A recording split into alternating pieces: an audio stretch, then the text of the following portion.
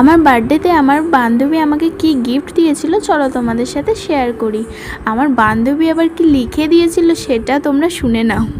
পাদে পু পু, sorry sorry, খুশি পাদে ফুস ফুস, বাসি জন্মদিন বান্ধবী, ভালোবাসা লাভ লাভ লাভ লাভ। লেখাটা শুনলে হাসি পাচ্ছে না তোমাদের? আমারও খুব হাসি পেয়েছিল এবং আমার বাড়িতে মা দিদি যারা শুনেছে সবাই খুব হেসেছে। গিফটটা যখন খুললাম তখন দেখি আরে এটা তো আমার পছন্দের শাড়ি। আমি অনেকদিন আগে জানো তো এটা চুজ করে রেখেছিলাম, আমার কেনা হয়নি। পছন্দের শাড়ি গিফট পেলাম, আমি তো ভীষণ খুশি হয়েছি দেখে। আর তার উপরে পার্পেল কালার, এটা তো এখন ট্রেন্ডিং কালার হয়ে গেছে। এটা আমার এত ভালো লাগে, তার উপরে আবার বান্ধবীর কাছ থেকেই পেয়ে গেলাম।